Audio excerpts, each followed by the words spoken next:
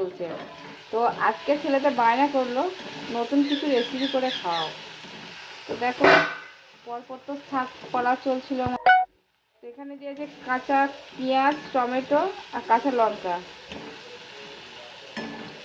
তো এটা একটু ভেজে নিলাম, তো ভালো হয়ে গেছে। আর এখানে সমস্ত মশলা কিন্তু আমার দেওয়া আছে। তো রান্নাটা যেহেতু রাত্রিবেলায় হচ্ছে, তো মেয়ের ছেলের বায়না সেটা রাখতেই হবে।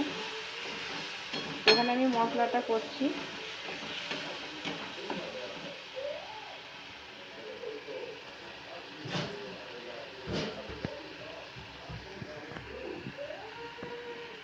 তো মশলাটা কিন্তু আমার কষানো হয়ে গেছে। ততক্ষণে দেখো আমি রেসিপিটা কিন্তু তৈরি করে নিয়েছি। তো এখানে ধীরে ধীরে করে ছিলা মেশিন দিয়ে আলুগুলো ছিলে নিয়েছি।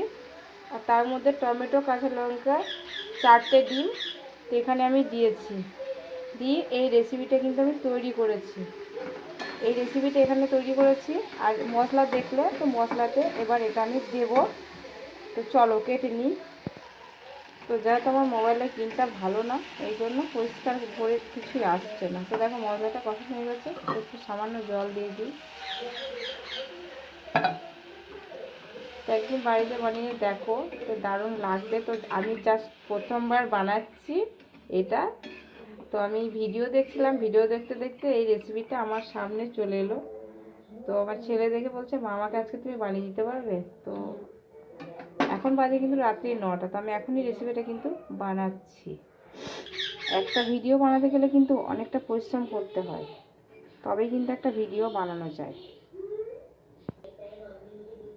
তো এগুলো আমি একে একে এই দেখো পিস পিস করে নিয়েছি। এবার আমি একে একে এখানেরটাই দেব।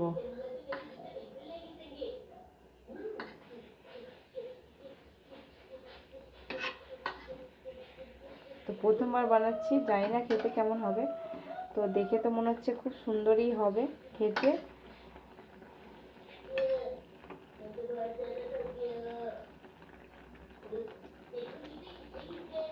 তো দেখো অনেকে বলে দিদিভাই রান্নার ভিডিও দাও। দেখো সময় করে উঠতে পারি না, তাই দেখো প্রথম থেকে দেখাতে পারলাম না কিভাবে কি রেসিপিটা তৈরি করলাম।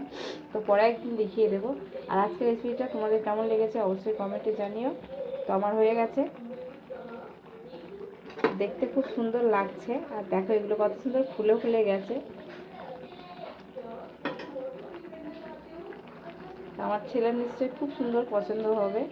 তোমাদের কেমন লাগলো অবশ্যই কমেন্টে একটু জানিও।